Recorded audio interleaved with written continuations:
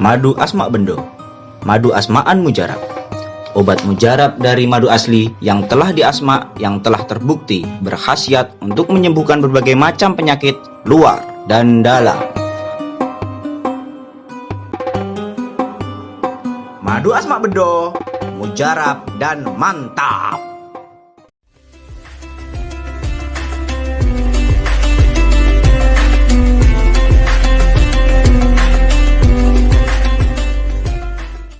Assalamualaikum warahmatullahi wabarakatuh. Bismillahirrahmanirrahim. Alhamdulillahirabbil alamin. Wassalatu wassalamu ala asyrafil mursalin Sayyidina wa maulana Muhammadi wa ala alihi wa ashabihi ajmain. Amma ba'du.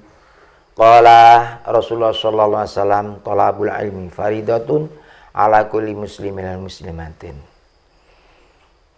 Para kiai, para bispuh, para ustadz ustadzah, dan para pemirsa pengajian online yang saat ini diselenggarakan oleh LDNU Kabupaten Kulon Progo rahimakumullah. Tiada intinya marilah kita selalu bersyukur pada Allah Subhanahu wa taala atas anugerah rahmat barokah kita diberikan umur panjang, bisa bertemu dan mengikuti pengajian online oleh LDNU Kabupaten Kulon Progo dengan keadaan baik tanpa aral semuanya.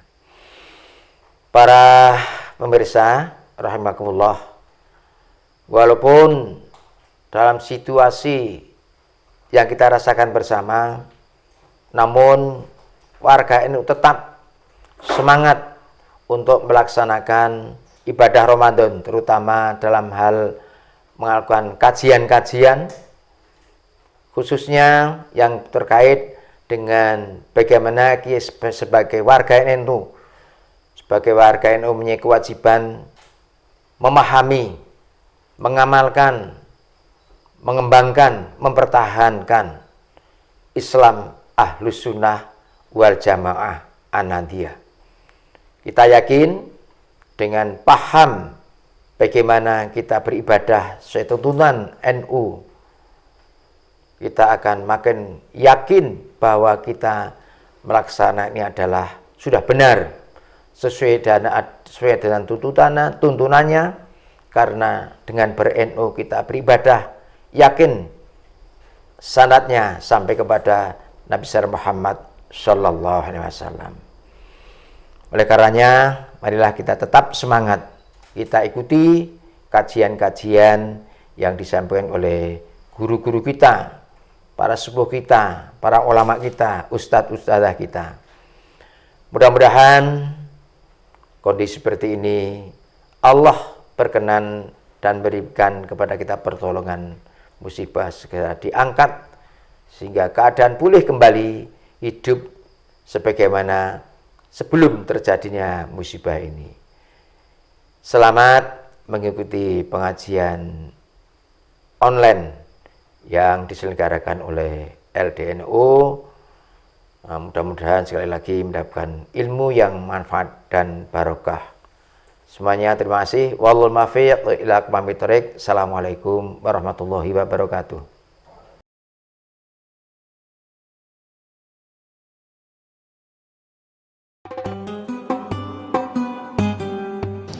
Madu asma bendo, madu asmaan mujarab. Obat mujarab dari madu asli yang telah diasma, yang telah terbukti berkhasiat untuk menyembuhkan berbagai macam penyakit luar dan dalam. Madu asma bendo, mujarab dan mantap.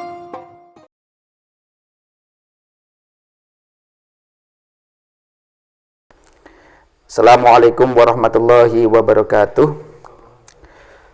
Terlebih dahulu kita membacakan Al-Fatihah kepada guru-guru kita semua, terkhusus kepada mu'alif atau penulis penyusun dari kitab Al-Arba'in fi Usuluddin ini, yaitu Imam Al-Ghazali. Liridha'illahi ta'ala wa li syafa'ati Rasulullah sallallahu alaihi wasallam, khususan li jumi masyayikhun al-kurama sebagai Zainal Abidin Munawir, Ustaz Hasan bin Agil Babud Al-Hajj bin Mas'ud Mastukin, bagi Nawawi bin Abdul Aziz sebagai Mustafa Khulayin, Suan ila mu'alif hadhil kitab Imam Abu Hamid bin Muhammad Al-Ghazali. Al-Fatihah. A'udzubillahi minasyaitonirrajim. Bismillahirrahmanirrahim. Alhamdulillahirabbil alamin. Arrahmanirrahim. Maliki yaumiddin.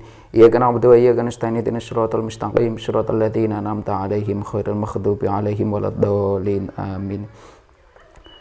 Assalamualaikum warahmatullahi wabarakatuh. Pada kajian online pada saat ini kita akan mengkaji sebuah kitab yang menjadi warisan para ulama, khususnya yaitu Imam Al-Ghazali, seorang ulama yang begitu masyhur di kalangan kita, yang beliau juga memiliki banyak karya. Salah satunya yang terkenal itu adalah Ihya Ulumuddin. Selain Ihya Ulumuddin, ada lagi yaitu yang ada di tangan saya ini adalah Al-Arba'in fi Usuluddin. Pembahasan pada kali ini kita akan membahas tentang bagaimana kita memahami sifat Allah. Di sini Imam Ghazali menjelaskan begitu rinci bagaimanakah akidah kita dalam memahami Allah sebagai Tuhan semesta alam. Sehingga melalui pemahaman akidah yang baik dari ulama yang benar-benar mengenal Allah, kita benar-benar hakul yakin. Jadi saat kita menerima sebuah pengetahuan, sebuah informasi, ada 3 jenis. Yang pertama itu keyakinan yang masih berada di tahap ainul yakin. Kemudian selanjutnya ada tahap yang namanya yang pertama adalah ilmul yakin, yang kedua adalah ainul yakin, dan yang terakhir adalah hakul yakin. Kita saat membaca dari para ulama tentu sudah mengenal bagaimana sifat Allah karena sudah merasakan secara langsung. Kemudian menuliskannya dengan ilmu-ilmu seperti akidah. Nah, ilmu akidah ini itu kita mengetahuinya masih sebatas ilmu yakin. Kemudian kalau kita sudah secara langsung akan meningkat menjadi ainul yakin, dan pada puncaknya yaitu hakul yakin. Tentu Imam Ghazali sudah pada tahap di mana beliau hakul yakin terhadap keberadaan Allah sehingga bisa menjelaskan sifat-sifat Allah secara terperinci. Untuk itu kita yang sudah diwariskan oleh Imam Al-Ghazali dengan kitab bernama Al-Arba'in fi Usuluddin selayaknya juga mengetahui kisi-kisi ilmu-ilmu awal, pondasi dasar untuk mengetahui sifat Allah. Mari kita mulai. Hadza utawi iki iku al-aslu, pokok asani kang kaping pindho fit taqdisi ing dalem takdis atau penyucian. Bagaimana toh prinsip kita untuk mensucikan, untuk mengetahui keberadaan Allah dengan kudus, dengan takdis. Artinya penyucian untuk membedakannya dengan ilmu-ilmu yang lain. Karena memang sifat Allah itu kan semuanya dijelaskan di dalam Al-Quran, sehingga saat kita itu mencoba untuk mengenal Allah, selayaknya juga penyebutan asma-asma Allah tentu sifatnya juga sudah diberitahukan di dalam Al-Quran Al-Karim. Kita secara ilmu akidah dilarang untuk menyebutkan sifat Allah selain daripada lafal yang termaktub di dalam Al-Quran. Karena satu-satunya cara Allah untuk mengenalkan keberadaan Allah kepada makhluk-makhluknya ya melalui Al-Quran. Wa annahu lan satemene Gusti Allah iku laisa ora ana sapa Allah, ora ana iku bijismin kelawan jisim, jasad, bentuk, musawwarin kang terbentuk. wala jauharin lan ora materi mahdudin kang den batesi muqaddarin tur kang terukur. Wa annahu lan sak temene Gusti Allah iku la yumathilu ora madani sapa Allah al ajsama ing pira-pira jisim bentuk jasad, la fit taqdiri ora ing dalem ukuran, wala fi qubulil ingkisami lan ora ing dalem penompo penerimaan kemungkinan fi qubulil inqisami ing dalem kemungkinan kang dipilah-pilah. Jadi Allah tidak bisa disamakan dengan bentuk atau jisim. Allah ada pada zatnya, tidak bisa disamakan dengan jisim, juga tidak diketahui melalui materi. Karena Allah sendiri sama sekali tidak bisa dinilai dengan penilaian manusia, karena memang penilaian manusia ini serba terbatas. Seperti Anda dan juga saya ini terbatas oleh bentuk yang seperti ini. Ketika orang melihat bentuk yang seperti ini kemudian diberi tanda oleh orang tua saya dengan nama Mujib Ramadan, bentuk ini kemudian menjadi milik saya. Yang terbatas terdapat daging, ciri-ciri, rambut, terdapat tulang yang menyusunnya, semuanya itu membatasi. Disitulah Allah itu tidak terbatas, sedangkan makhluk serba terbatas. Sehingga bagaimanapun juga penilaian manusia terhadap Allah itu tidak pernah secara sempurna. Karena pengetahuan manusia ini pasti didasari dengan sesuatu yang terbatas. Kita melihat segala sesuatu yang besar.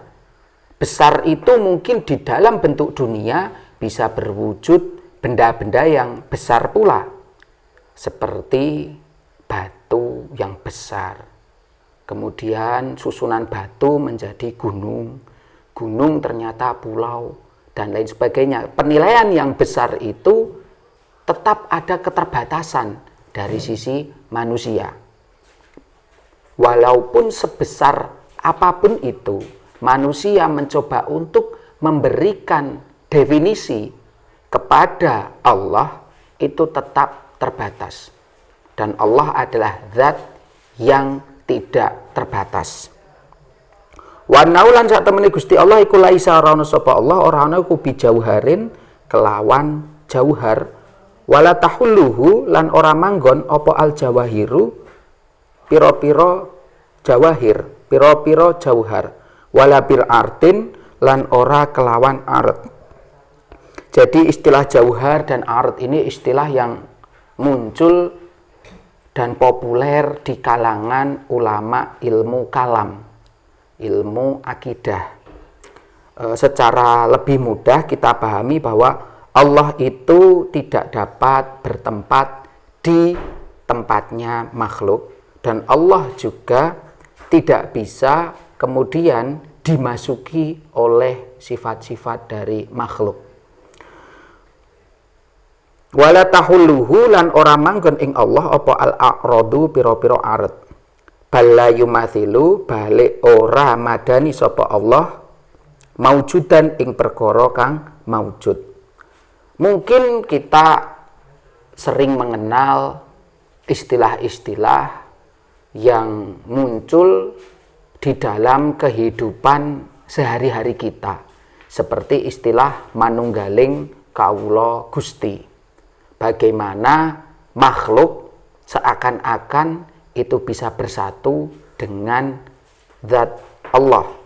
Seakan-akan dia merasa dengan kekuatan keimanan yang tinggi kemudian bersatu dengan Sang Pencipta. Untuk itu, ya ini tidak bisa dibenarkan.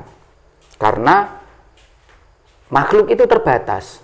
Yang terbatas tidak bisa melingkupi sesuatu yang tak terbatas. Wala yumathiluhu lan ora madani ing Allah apa maujudun perkara kang maujud ana. Walaisa lan ora ana sapa Allah, ora ana iku kamitslihi kaya ta sepadane Allah apa syai'un suwiji-wiji.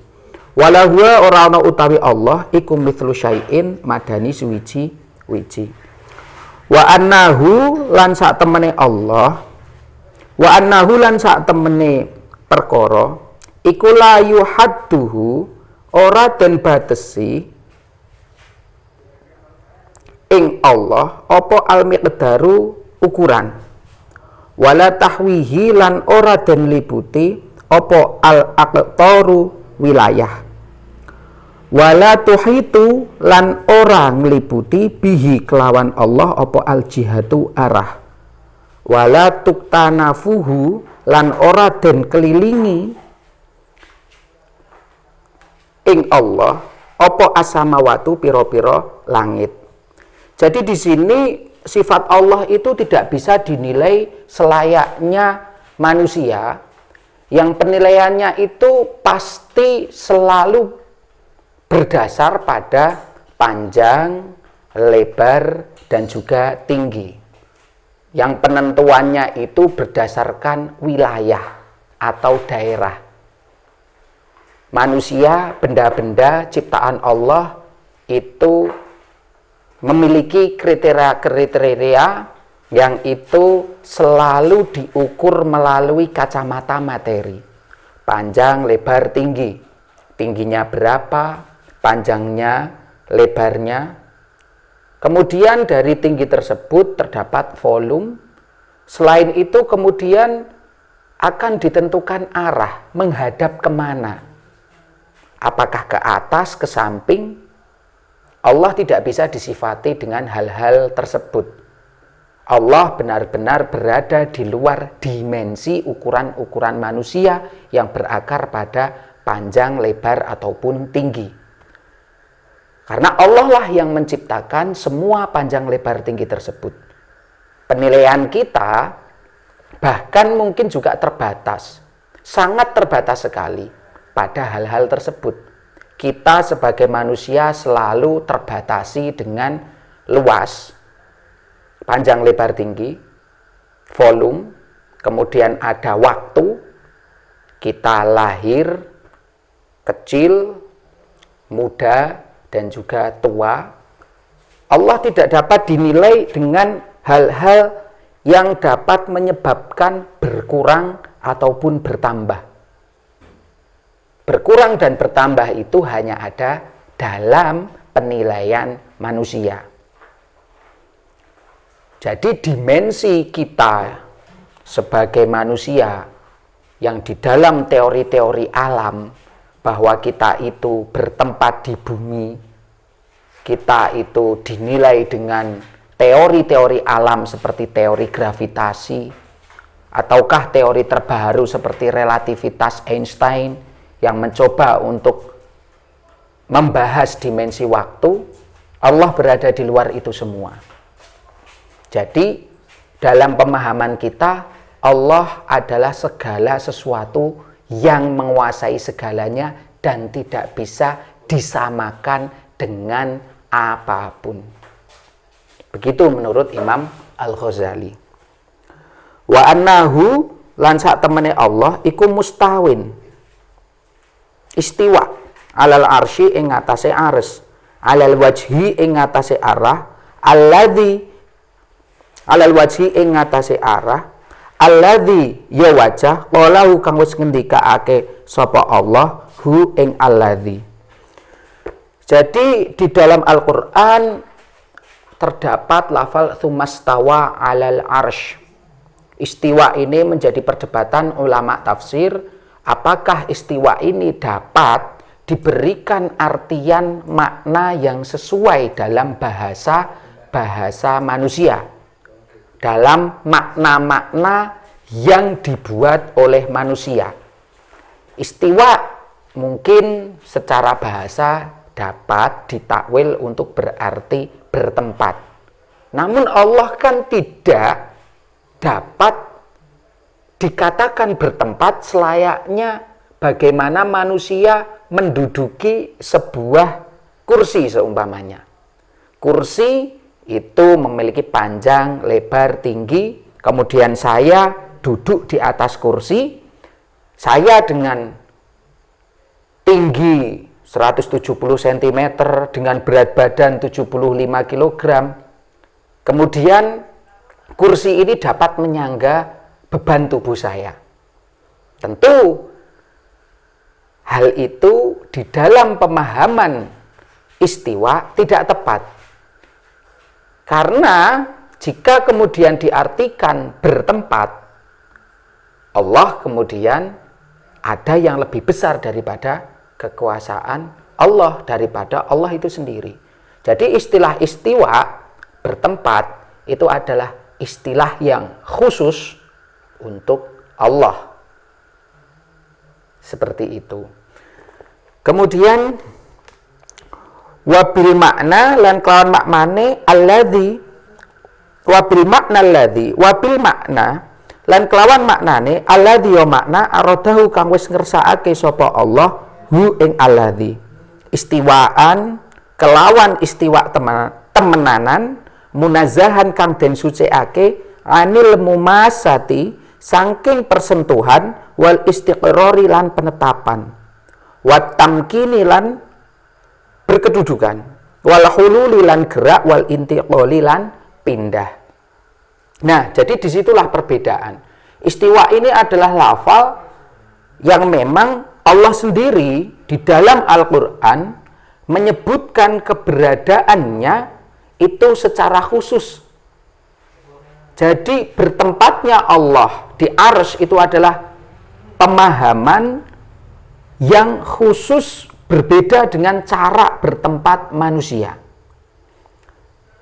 Ini adalah satu penilaian yang kita mungkin sulit untuk memahaminya. Saat kita mendengar segala sesuatu, seperti Anda mendengar kajian pada malam hari ini, ada sesuatu yang dapat dimengerti, sehingga akal atau rasional kita untuk mengolah sebuah informasi itu dapat menerimanya. Itu yang pertama. Yang kedua, kita tidak dapat mengerti dan juga kita tidak dapat untuk memahaminya. Kita mendengar tidak mengerti, akal kita juga tidak menerimanya sama sekali. Ini disebut dengan irasional. Seperti saat orang gila berkata-kata. Susunan katanya itu sangat tidak umum digunakan oleh layaknya orang saling berkomunikasi.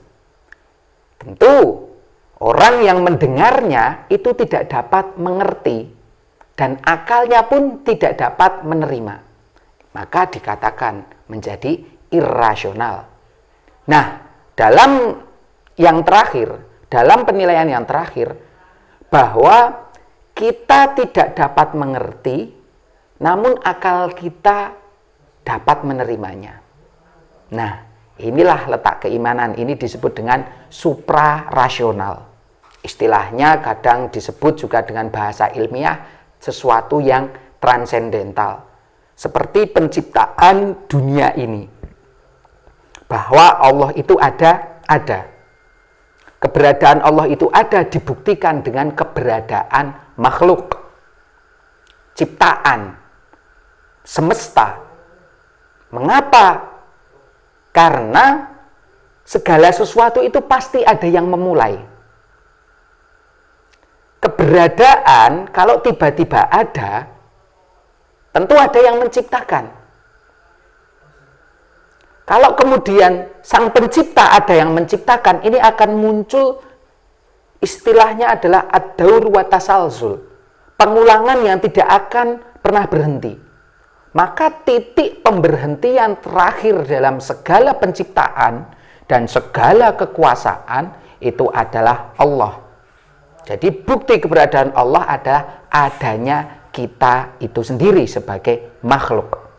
Walaupun dalam penciptaannya kun fayakun tiba-tiba ada, kita tidak dapat mengerti. Namun akal kita dapat menerima. Kadang akhir-akhir ini bahwa penerimaan akal itu adalah sesuatu yang hanya muncul dari dimensi panca indera saja. Atau dalam istilah ilmiahnya adalah empirisme. Jadi yang dapat dilihat, dapat didengar, dan dapat dirasakan. Namun ada hal-hal yang kita itu tidak dapat melihatnya, kita tidak dapat untuk merasakannya, namun itu ada.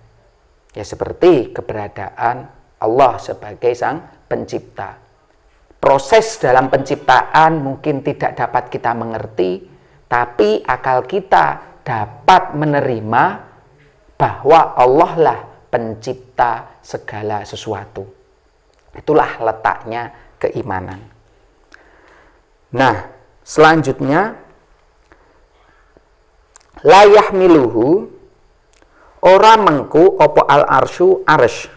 Balil arsyu balik utawi arsh wa hamlatuhu lan pengkonane arsh, penyanggane arsh iku mahmuluna dan pengku kabeh bilutfi qudratihi kelawan lembute kuasane Allah. Jadi bukan berarti Allah itu bertempat kemudian tempatnya itu menyangga kekuasaan Allah, tentu tidak. Karena hal itu akan menyebabkan ada yang lebih besar daripada Allah. Tentu ini tidak bisa dibenarkan. Bahwa thumastawa alal arsh, bertempatnya Allah ini adalah bertempat yang benar-benar untuk memahamkan manusia, maka kemudian Allah memakai bahasa manusia agar dapat mengerti sekelumit tentang rahasia Allah itu sendiri. Jadi segala sesuatu yang diciptakan Allah tentu tidak bisa menggantikan atau lebih besar daripada kekuasaan Allah itu sendiri. Wa muqahhiruna lan den tundukake kabeh fi qudratihi ing dalem kekuasaane Allah. Wa huwa utawi Allah iku fauqal arsy ing dalem dhuwure arsy. Wa fauqa kulli syai'in lan ing dalem dhuwure saben-saben suwiji. Ila tuhu mithara tumeka bintange Suraya fawaqiyatan mongko ing dalem luhure la taziduhu ora nambahi apa waqiyah hu ing Allah urban ing dalem perek ilal arsy maring ars wasama ilan donya kamala taziduhu kaya oleh ora nambahi apa waqiyah ing Allah ba'dan ing dalem zaman sakwise anil ardi saking bumi wathara lan lintang Suraya bal huwa bali utawi Allah iku rafi'ud darajati zat kang dhuwur derajate anil arsy saking arsy kama annahu kaya oleh sak temene ares iku rafi'ud darajati zat kang dhuwure derajat anitharo saking lintang-lintang. Jadi Allah itu tetaplah berada di dalam kekuasaannya yang paling mutlak. Kadang kita itu merasa bahwa kehidupan kita itu memiliki puncaknya sendiri-sendiri. Bahwa kita seakan-akan dengan pengetahuan yang dapat kita indrakan, yang dapat kita ambil informasinya dengan penilaian-penilaian ilmu manusia, seakan-akan sudah menguasai semua tentang apa. Padahal apa itu sendiri itu selalu berakar pada penilaian-penilaian yang hanya dapat diterima melalui indera. Sedangkan misteri tentang Sang Pencipta tentu dalam tahapan kita sebagai makhluk itu mengalami perkembangan step, langkah yang bertingkat-tingkat. Tidak langsung bahwa setiap pemahaman kita terhadap keberadaan Allah Subhanahu wa Ta'ala sebagai Sang Pencipta itu langsung secara bulat kita dapat menerimanya tanpa menimbulkan pertanyaan. Cendekiawan akan berkata bahwa ternyata semakin kita banyak tahu, kita itu sebenarnya semakin tidak tahu apa-apa. Karena keterbatasan kita itu sendiri. Bahwa wujud keberadaan yang gaib seperti arsy dan juga kuasaan Allah itu tidak hanya sebatas pada hal-hal yang dapat kita terima dalam bentuk materi. Ada wilayah-wilayah di mana Allah menunjukkan kekuasaannya itu dengan hal-hal yang suprarasional, dengan hal-hal yang sulit kita mengerti namun akal kita dapat menerimanya. Sehingga wajar saja keimanan itu tidak 100% kita sama langsung yakin. Keimanan memiliki tempatnya sendiri-sendiri. Keimanan itu seperti halnya di dalam perahu. Dan kita melaksanakan perjalanan di dalam perahu tersebut, kita mengalami badai di tengah lautan. Dan di ujung lautan tersebut ada yang namanya pulau. Jadi keimanan itu, kita itu juga berharap namun juga cemas. Bahkan kita mungkin tidak sampai merasakan pengetahuan yang sejati tentang keberadaan Sang Pencipta. Itu adalah sesuatu yang wajar.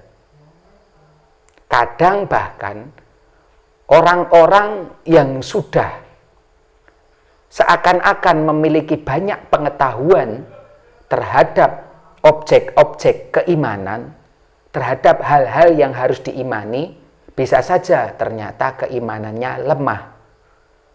Ada pula saatnya sebaliknya, orang-orang yang memiliki pengetahuan sedikit, namun mereka memiliki keimanan yang kuat. Namun jangan salah arti bahwa keimanan itu juga selalu berselaras dengan yang namanya pengetahuan. Memang keraguan tidak bisa lepas sepenuhnya dari alam pikiran manusia. Namun dengan berpengetahuan kita akan selalu memperbaiki sisi-sisi pengetahuan kita yang mungkin banyak mengalami kekurangan agar semakin iman terhadap keberadaan Sang Pencipta. Kalau kita tidak memiliki rasa ragu, maka keberadaan manusia yang selalu memiliki akal dan pikiran untuk bertanya tentang penciptaan itu bisa malah mengakibatkan keimanan yang rapuh karena tidak didukung dengan pengetahuan yang mapan, dengan akal yang kuat. Keimanan tidak bisa meninggalkan kecerdasan untuk menghasilkan pengetahuan yang pasti secara hakul yakin. Nah, selanjutnya wa huwa utawi Allah iku ma'adzalika iku setengah sartane mengkono-mengkono qoribun utawi zat kang perek mingkuli maujudin saking saben-saben perkara kang ana. Meski begitu, Allah itu selalu dekat dengan keberadaan-keberadaan yang Allah ciptakan. Wa huwa utawi Allah iku aqrabu luweh perek ilal abidi maring wong kang nyembah min hablil waridi saking urat leher. Wa huwa utawi Allah ala kulli syai'in ing atase saben-saben suwiji iku syahidun zat kang ningali, kang nyekseni. Id la yumathilu ari kalane ora madeni apa qurbuhu pereke Allah qurbal ajsami ing pereke bentuk jisim jasad. Kamala tumathilu kaya oleh ora madani apa dzatuhu dzate Allah dzatal ajsami ing dzate jasad. Jadi Allah itu sekalipun berada di dimensi di luar kekuasaan manusia, di luar tubuh fisik materi jasad kita, namun Allah selalu lebih dekat daripada apapun, bahkan lebih dekat daripada urat leher. Allah selalu alim, selalu syahid, selalu menyaksikan, mengetahui terhadap diri kita sebagai abid, sebagai hambanya, melebihi kita sendiri yang mengetahui terhadap diri kita sendiri. Jadi Allah itu tidak pernah jauh, Allah itu selalu dekat, dan kedekatan Allah tidak bisa dibandingkan dengan kedekatan yang berwujud jasmani, seperti kedekatan kita dengan kekasih kita, dengan istri kita, atau dengan pacar kita. Kedekatan Allah tidak berwujud jasmani seperti itu. Tidak juga berwujud perasaan seperti yang dirasakan oleh manusia terhadap manusia yang lain. Allah mengetahui lebih dari segala apapun. Ini merupakan penjelasan dari Imam Al-Ghazali. Allah bahkan di dalam kebutuhan kita sendiri-sendiri, Allah tidak memberikan apa yang kita inginkan. Allah memberikan apa yang kita butuhkan.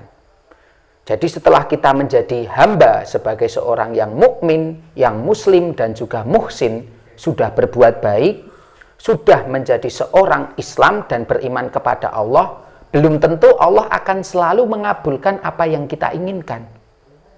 Karena kadang apa yang kita inginkan itu adalah sesuatu hal yang buruk bagi kita. Dalam kehidupan sehari-hari, mungkin kita pernah memiliki rasa benci terhadap seseorang. Kemudian kita berdoa untuk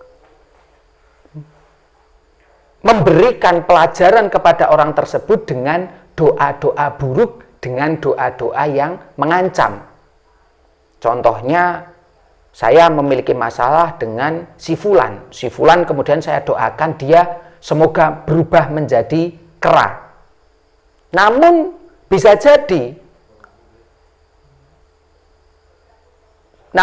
jadi bahwa Allah tidak akan mungkin memberikan ijabah kepada doa tersebut. Bisa saja nanti di masa mendatang, di masa ketika kita itu sudah tidak bersentuhan dengan kehidupan si fulan tersebut, salah satu cucunya akan menikah dengan salah satu cucu kita di 150 tahun mendatang. Allah memberikan segala misteri yang ada di dalam kehidupan kita untuk dilalui dengan hati yang selamat. Sehingga kemudian Allah memberikan apa yang kita butuhkan, melebihi siapapun yang merasa mengetahui apa yang kita inginkan. Disitulah letak kedekatan Allah dengan para hambanya. Wa annahu lan temene Allah iku la yahullu ora manggon fi syai'in ing dalem suwiji-wiji. Wa la yahullu lan ora manggon sapa Allah fihi ing dalem apa syai'un suwiji-wiji. Ta'ala mahaluhur Allah an ayyahwiyahu saking yento batesi apa makanun panggonan. Kama takut dasa kaya oleh suci sapa Allah an ayyuhaddahu saking yento den batesine apa zamanun panggonan. Balkana bali ana sapa Allah ana iku qabla ayyukhlaqa ing dalem sadurunge yento den ciptakake apa az-zamanu wektu wal makanu lan panggonan. Wa huwa utawi Allah iku al-ana ing dalem wektu saiki alama ing atase perkara alaihi ing atase Allah kana kang ana sapa Allah ing ma. Jadi Allah itu suci dengan ketiadaan tempat dan juga ketiadaan waktu. Bahwa Allah tidak diciptakan melalui waktu. Allah lah sang pencipta waktu. Awal permulaan penciptaan itu mungkin kemudian secara teori fisika bisa dianggap yang populer kali ini adalah di masa ini adalah teori Big Bang, penciptaan bumi melalui galaksi dengan bumi yang berada di perputaran Bima Sakti. Namun Allah yang berada di luar dimensi penciptaan pertama tersebut. Jika itu dihubungkan, Allah tidak kemudian muncul melalui penciptaan yang waktu, yang 1 juta tahun yang lalu, 1 miliar tahun yang lalu. Karena penempatan waktu sendiri, itu kita kan juga dibatasi. Bahwa keberadaan 1 tahun itu adalah bagaimana bumi mengitari matahari. 1 bulan, 1 jam, 1 menit, Allah tidak dibatasi itu semua. Allah juga tidak bertambah dan juga tidak berkurang. Karena Allah lah penguasa segalanya. Tambah dan kurang itu adalah penilaian dalam wilayah manusia. Seperti tinggi saya bisa bertambah seiring dengan waktu saya yang semakin tua. Ada pertumbuhan dan juga perkembangan. Pertumbuhan dan perkembangan itu adalah penilaian manusia. Kita hanya diberikan sedikit pengetahuan tentang keberadaan Allah. Namun bukan berarti pengetahuan-pengetahuan kita yang populer dengan teori-teori yang akhir-akhir ini muncul itu menjadi puncak pengetahuan terhadap penciptaan. Itu adalah penilaian yang bersifat sains. Sains itu maka melihat sesuatu yang terukur dengan istilahnya dalam dimensi-dimensi fenomena. Dalam dimensi-dimensi bagaimana manusia itu dapat melihat dan juga mendengar ataupun merasakan. Kita dapat merasakan waktu karena tubuh kita menjadi semakin lemah. Karena kita semakin tumbuh dan juga berkembang sehingga kita bisa merasakan waktu yang bertambah. Allah tidak ada teori terhadap penilaian pada Allah melalui hal-hal tersebut. Jadi di dalam pemahaman ini Allah sama sekali tidak bertempat. Karena memang dimensinya bukan di dimensi fenomena. Di luar itu.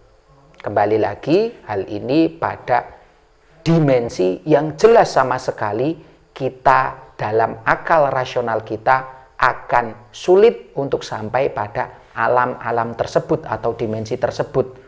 Karena dengan keberadaan tubuh jasmani, penilaian kita itu terbatas pada mata dan juga telinga kita atau pada kulit kita.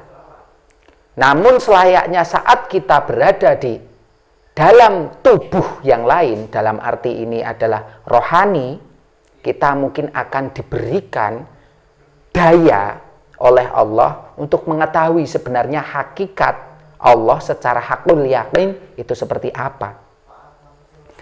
Akan kita baca selanjutnya. Wa annahu lan sak temene Allah iku bainun beda bisifatihi kelawan sifate Allah min khalqihi saking makhluke Allah. Laisa ora ana sapa Allah ora ana iku fi dzatihi ing dalem dzati Allah apa siwahu liyane Allah. Wala fi siwahu lan ora ana iku tetep ing dalem liyane Allah zatuhu utawi zate Allah. Wa annahu lan sak temene Allah iku muqaddasun den sucikake anit taghayyuri saking perubahan wal intiqali lan perpindahan. La tahulluhu ora manggon apa al hawaditsu pira-pira barang kang anyar teka. Wala ta'tarihi lan ora mengaruhi apa al awaridu pira-pira fenomena. Balayazalu balik ora ginsir-ginsir fi nu'uti jalalihi ing dalem pira-pira sifate keagungane Allah. Munazzahan kang den sucikake aniz zawali saking ginsir pergeseran. Jadi Allah itu senantiasa ada di dalam keharibaannya yang agung, suci dari segala pergeseran dan juga perubahan.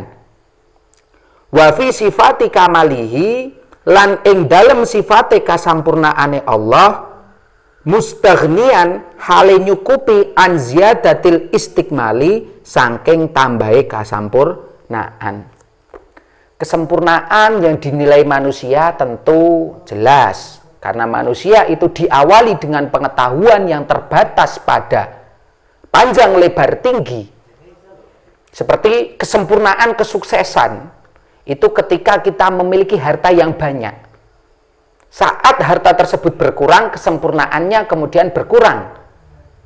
Sedikit kaya, sangat kaya, itu kan ada kurang, ada tambah. Allah tidak bisa dinilai dengan keberadaan-keberadaan yang sifatnya sangat materi tersebut. Allah tidak dibatasi dengan hal apapun. Kita mungkin bisa menyebut sempurna karena melihat kategori-kategori dalam hal tertentu. Seperti kita memiliki penilaian terhadap kesempurnaan jasad. Kita menyebut wanita itu sempurna karena dalam penilaian saat ini 2020 kriteria sempurna yang cantik itu ketika hidungnya mancung, pipinya itu ada apa istilahnya, ada lekukannya, rambutnya panjang, lurus, putih. Itu adalah penilaian-penilaian sempurna pada kategori zaman tertentu. Namun bisa jadi ada pergeseran ketika di tahun-tahun mendatang. Jadi saat kita seumpamanya itu mengetahui Allah itu sebagai Al-Jamil yang maha cantik, tentu penilaian tersebut bukanlah penilaian yang berarti jasadiah, yang berarti penilaian yang selalu terbatas dengan zaman atau ukuran tertentu. Ukuran-ukuran ini secara tidak langsung kita dapatkan dari interaksi kita dengan apa yang kita baca atau apa yang kita lihat. Kepopuleran sesuatu tentu itu akan berakibat pada pemahaman kita. Kepopuleran tentang kecantikan tentu itu juga akan menjadi tren yang muncul di banyak media seperti televisi, internet, YouTube. Kemudian hal itu akan mengisi akal pikiran kita. Namun itu tentu terbatas. Dan ingat bahwa keterbatasan manusia ini adalah sesuatu yang lazim. Karena kita adalah makhluk. Kita kadang merasa bahwa kita itu miskin. Karena kita terbatas untuk membeli segala sesuatu. Allah kemudian aghnia, memiliki sifat yang cukup. Tentu tidak bisa dinilai bahwa sifat aghnia itu hanya muncul di dalam manusia yang kaya-kaya saja. Karena sifat kaya itu sendiri pun itu adalah kategori yang muncul dalam penilaian manusia. Sukses itu juga sama. Dengan kriteria-kriteria yang dibangun oleh manusia. Sukses itu ketika memiliki kendaraan sendiri, punya Ferrari. Kita punya istri yang cantik. Kita punya anak yang sukses. kesuksesan tersebut kemudian muncul dalam penilaian manusia. Tentu ini adalah sebuah yang sangat terbatas pula. Nah, disitulah kemudian bahwa ternyata semakin kita mengetahui segala sesuatu, itu pun pengetahuan yang sangat terbatas. Disitulah bahwa manusia itu ketika yakin pada hal-hal yang terbatas, masih berada pada tataran ilmu yakin, pengetahuan tentang keyakinan. Wa annahu lan satemene Gusti Allah iku fi dzatihi iku tetep ing dalem dzate Allah maklumun utawi perkara kang den ngerteni, maklumul wujudi utawa perkara kang den ngertine anane bil ukuli kelawan akal. Mar'iyun tur kang den mar'iyu dzati tur kang den lihat dzate bil absori kelawan meripat peningal. Nah, disitulah zat-zat Allah, cara bagaimana Allah memberitahukan sebuah informasi atau pengetahuan, bagaimana seorang hamba dapat mengenal sang penciptanya, itu dapat diketahui keberadaannya dengan akal. Namun supra-rasional. Sulit dimengerti, tidak dapat dimengerti, namun akal dapat membenarkan. Mar'iyu dzati bil absori, di sini Imam Ghazali berkeyakinan bahwa zat Allah itu dapat dilihat mata secara langsung, tapi tidak di kehidupan yang terbatas pada materi seperti kita yang masih hidup ini. Kita tidak dapat melihat. Nikmatan minhu wa lutfan bil abrori. Nikmatan krana dadi nikmat minhu saking Allah, wa lutfan lan dadi lembute Allah bil abrori kelawan kanugrahane wong kang soleh itu. Fidaril qarari ing dalem surga darul qaror, ing dalem surga yang abadi.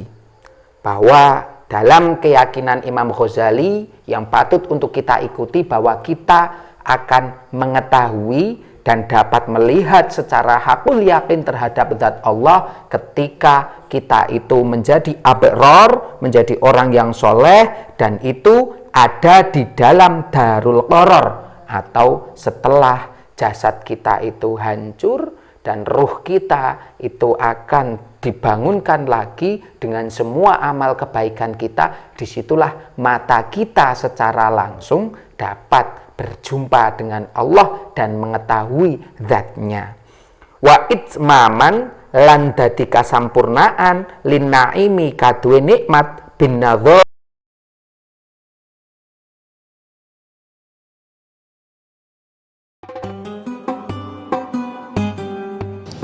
Madu asma bendo, madu asmaan mujarab. Obat mujarab dari madu asli yang telah diasma, yang telah terbukti berkhasiat untuk menyembuhkan berbagai macam penyakit luar dan dalam. Madu asma bendo, mujarab dan mantap.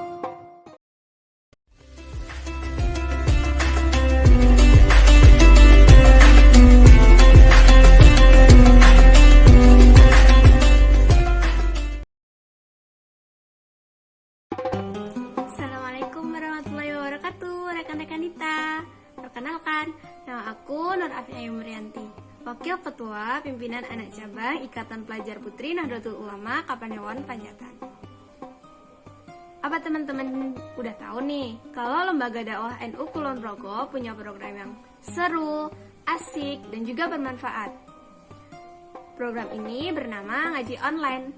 Ngaji Online. Program ini tentu saja dapat membantu pemerintah dalam memutus penyebaran COVID-19 dan juga memfasilitasi kalian yang passionnya cuma rebahan di rumah tapi ingin bermanfaat.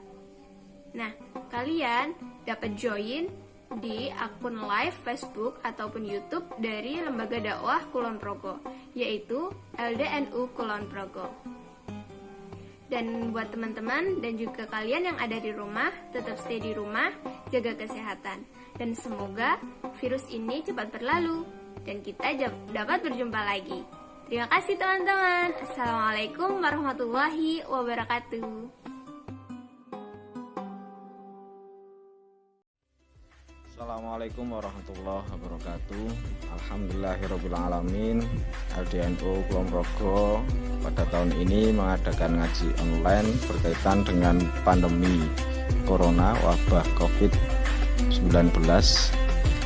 Program ini bekerja sama dengan beberapa pihak, antara lain SMK Ma'arif 1 atas jurusan Teknik Audio Video, kemudian Layisnu Kulon Progo dan beberapa pihak yang lain.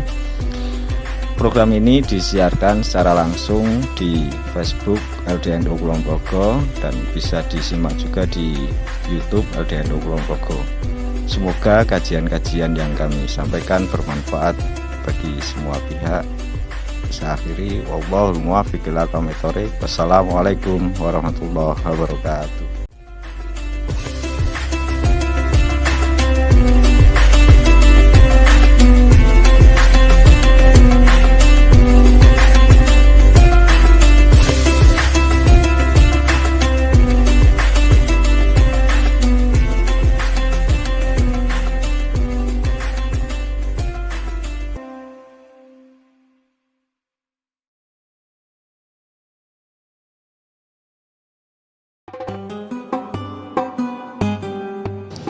Madu Asma Bendo, madu asmaan mujarab.